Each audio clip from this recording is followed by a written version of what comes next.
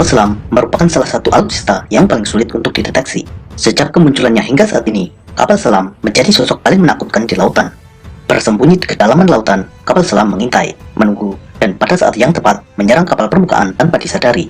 Kapal selam mampu menenggelamkan kapal yang jauh lebih besar. Keberadaan kapal selam mampu menghentikan gerak keju armada musuh, bahkan memaksanya mundur.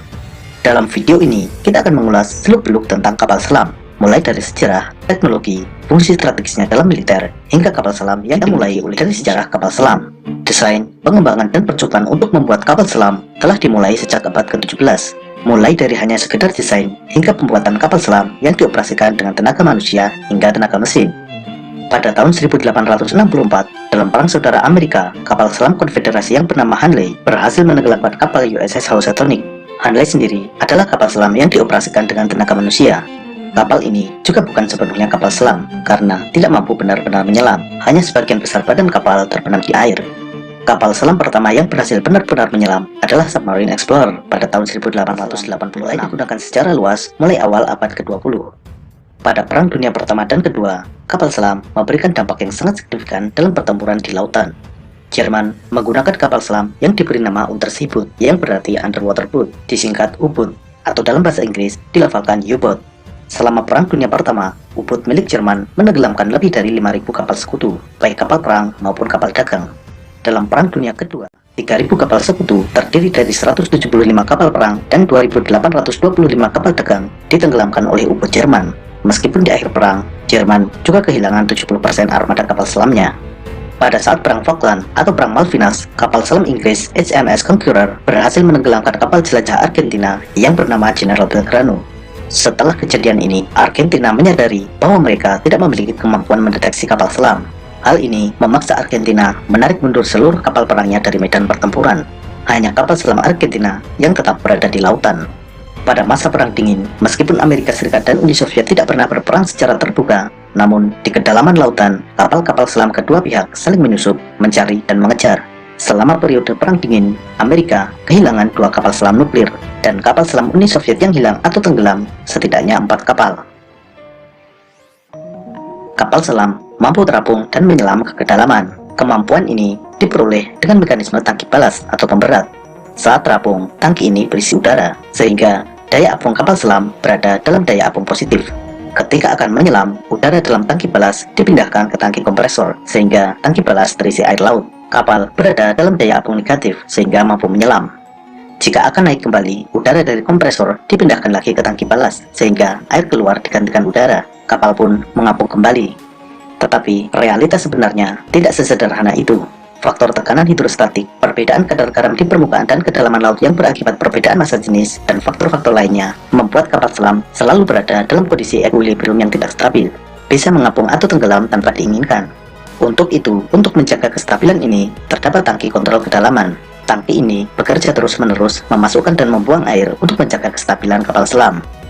Lambung kapal selam terdiri dari 2, yaitu lambung bagian luar dan lambung bagian dalam. Lambung bagian luar merupakan lambung yang tidak kedap air. Fungsinya, salah satunya adalah memberikan bentuk yang hidrodinamis untuk mengurangi drag atau hambatan. Dengan bentuk hidrodinamis ini, kapal selam bisa melaju lebih mudah di dalam air. Sementara lambung bagian dalam merupakan lambung yang kedap air, yang memisahkan antara interior kapal selam di mana awak kapal selam berada dengan lingkungan luar kapal yang berupa air. Awak kapal selam berada dalam interior dengan udara bertekanan sama dengan atmosfer, sedangkan di luar terdapat air di kedalaman laut dengan tekanan sangat tinggi. Perbedaan tekanan yang besar ini menuntut struktur lambung kapal selam yang sangat kuat. Jika ada kesalahan, baik dari perancangan, material, atau proses pembuatan, maka kapal selam bisa berpotensi remuk terkena tekanan air yang sangat besar. Untuk itu, kapal selam menggunakan material khusus. Kapal selam Indonesia yang dibeli dari Korea Selatan menggunakan material baja HY100. Baja ini memiliki kekuatan 3 kali lipat dibandingkan baja untuk kapal konvensional. Untuk memaksimalkan kekuatan agar tekanan merata, lambung bagian dalam kapal selam harus memiliki penampang berbentuk lingkaran sempurna. Pembuatan kapal selam kelas Changpuku dengan diameter 6,3 meter, penampangnya berbentuk lingkaran dengan toleransi error maksimal 0,2 mm. Hal ini membutuhkan teknologi manufaktur yang sangat presisi. Untuk itu, pembelian kapal selam oleh Indonesia salah satunya adalah dalam rangka memperoleh transfer teknologi pembuatan kapal selam. Saat ini, ada 2 tipe utama kapal selam yang digunakan oleh militer, yaitu kapal selam diesel elektrik dan kapal selam nuklir. Kapal selam nuklir menggunakan reaktor nuklir sebagai sumber tenaga bergerak.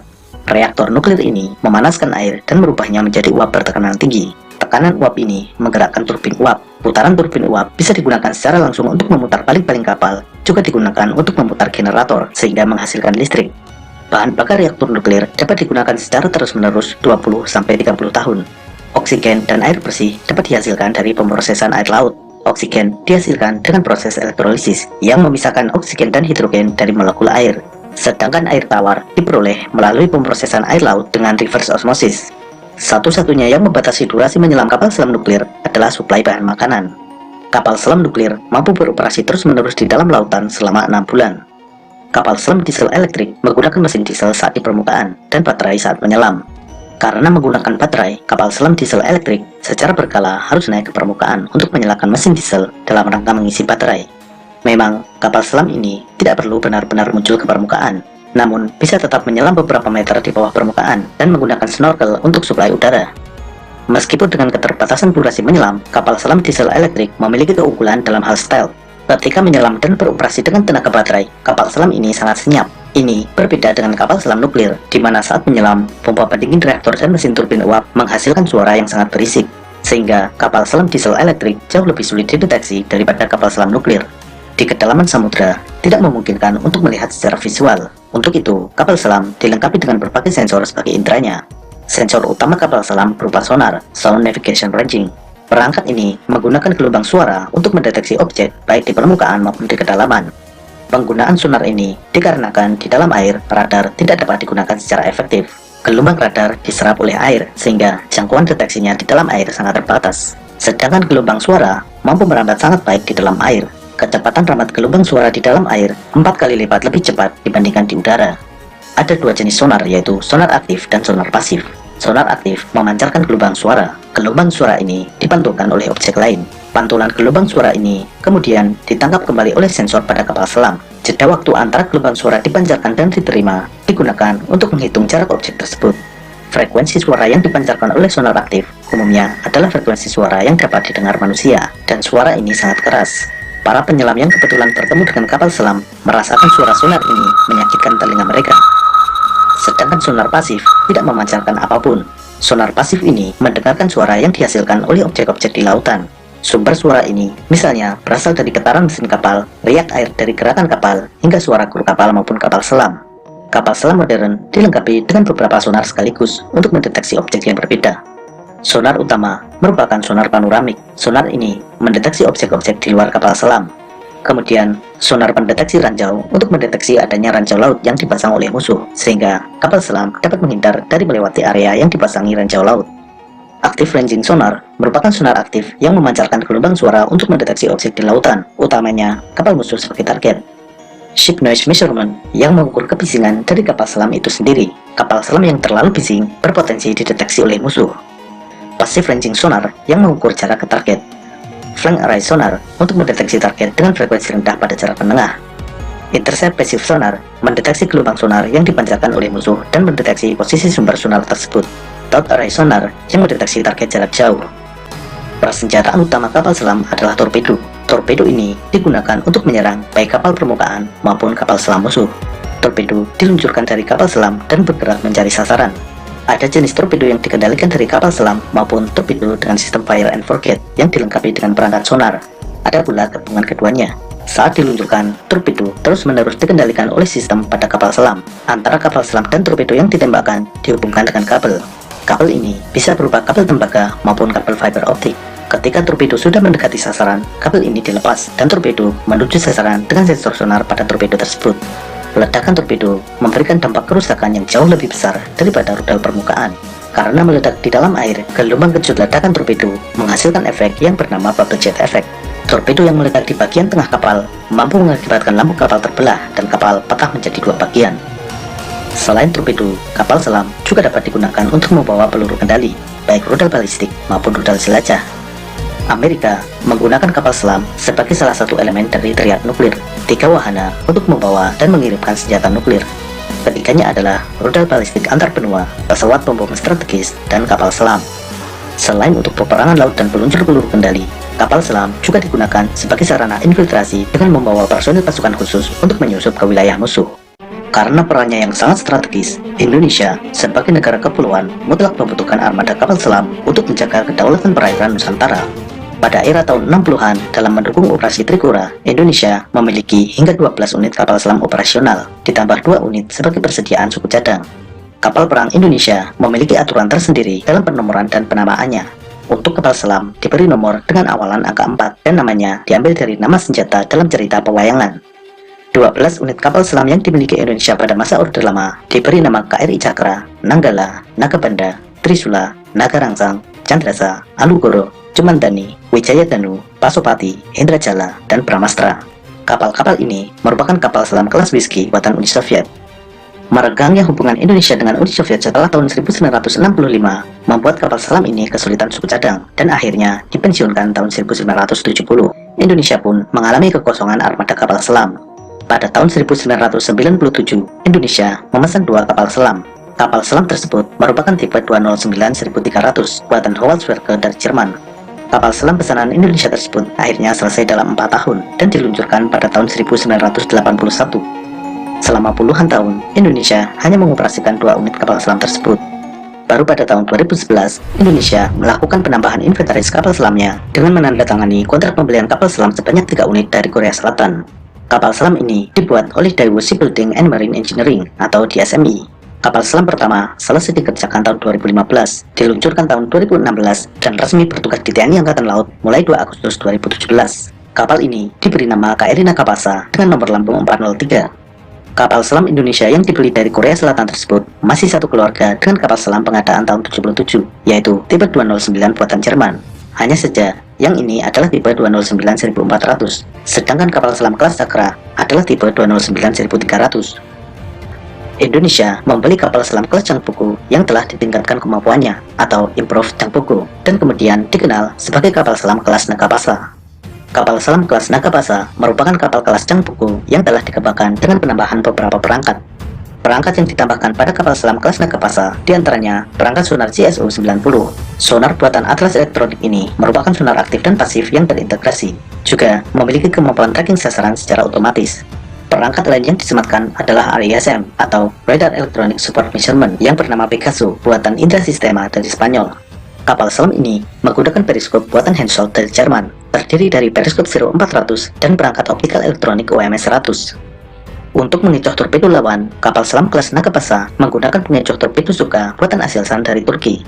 Untuk persenjataan, kapal selam ini dilengkapi dengan peluncur torpedo berdiameter 53 cm.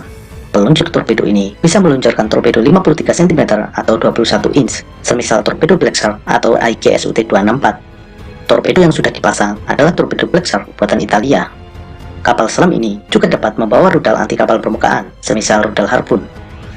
Dalam pembelian kapal selam dari Korea ini juga terdapat proses alih teknologi. Pada proses pembuatan kapal selam KRI Nagapasa 403 dan KRI Ardadedali 404, teknisi dari PT PAL dikirim ke Korea untuk mempelajari dan ikut dalam proses pembuatan kapal selam tersebut.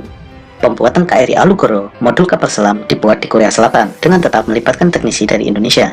Kemudian, modul-modul tersebut dikirimkan untuk dirakit di Indonesia di PT PAL. Setelah 3 unit kapal selam rampung, Indonesia memesan 3 kapal selam lagi dari Korea Selatan. Dalam kontrak pengadaan tahap 2, untuk kapal pertama terdiri dari 6 modul, 4 modul dibuat di Korea dan 2 dibuat di Indonesia. Kemudian, modul-modul tersebut akan dirakit di Korea.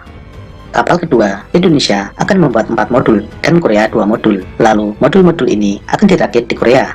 Sedangkan untuk kapal selam ketiga, seluruh modul akan dibuat di PT PAL Indonesia. Lalu, proses perakitan juga dilaksanakan di PT PAL. Sehingga nantinya kapal ketiga ini akan dibuat di Indonesia secara keseluruhan. Pengadaan 3 kapal selam batch kedua ini direncanakan akan selesai tahun 2026. Artinya, pada tahun 2026, Indonesia akan mengoperasikan 8 unit kapal selam. Saat ini, Indonesia memiliki 5 unit kapal selam, terdiri dari 2 unit kelas Cakra, yaitu KRI Cakra 401 dan KRI Nanggala 402.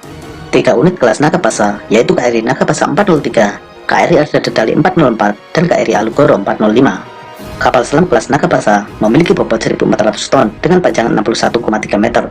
Kapal ini menggunakan tenaga 4 mesin diesel MTU-12V493. Mesin diesel ini dioperasikan saat di permukaan untuk menggerakkan kapal sekaligus mengisi baterai. Ketika menyelam, baterai tadi digunakan sebagai sumber tenaga. Kecepatan saat menyelam adalah 21 knot atau 38 km per jam. Kapal selam kelas Nagapasa mampu mengangkut 40 orang, termasuk kru dan personel pasukan khusus. Dengan bahan bakar dan suplai makanan, mampu beroperasi selama 50 hari, dengan daya jelajah 18.000 hingga 19.000 km. Dengan kekuatan ini, armada kapal selam Indonesia menjadi salah satu yang terkuat di Asia Tenggara, bersaing dengan Singapura. Thailand memesan 4 unit kapal selam dari Tiongkok, namun saat ini masih dalam proses pembuatan. Malaysia memiliki 2 kapal selam buatan Perancis, yaitu KD Tun Abdul Rahman dan KD Tun Abdul Razak. Vietnam memiliki 6 kapal selam kelas kilo buatan Rusia. Singapura saat ini mengoperasikan 5 kapal selam, terdiri dari 4 kapal selam buatan Swedia dan 1 kapal selam buatan Jerman, yaitu RSS Invincible. Tambahan 3 kapal selam yang sejenis dengan Invincible saat ini masih dalam proses pembuatan. Sementara itu, Filipina, Brunei Darussalam, Myanmar, dan Kamboja tidak memiliki kapal selam. Di selatan Indonesia, Australia saat ini memiliki 6 kapal selam buatan Swedia. Australia memang berencana menambah 12 unit kapal selam, namun dijadwalkan baru terrealisasi tahun 2030.